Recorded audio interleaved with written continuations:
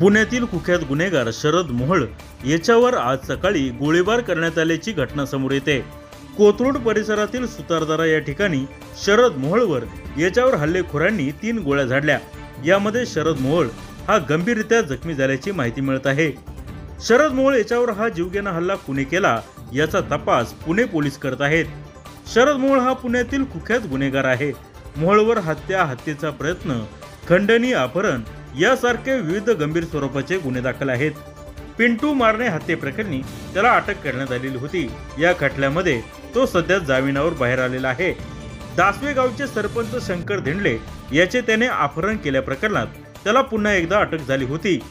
येरवडा कारागृहामध्ये असताना शरद मोहोळने विवेक भालेराव या साथीदाराच्या मदतीने दहशतवादी कातिल सिद्दीकीचा नाडीने गळा आवळून खून केला होता। या प्रकरणात शरद मोहोळ हा अल्पावधीमध्येच प्रसिद्ध झाला होता। दरम्यान शरद मोहोळ याच्यावर झालेल्या खुनी हल्ल्यामुळे पुणे शहरामध्ये खळबळ उडालेली आहे। जुन्नर टाइम्स, पुणे।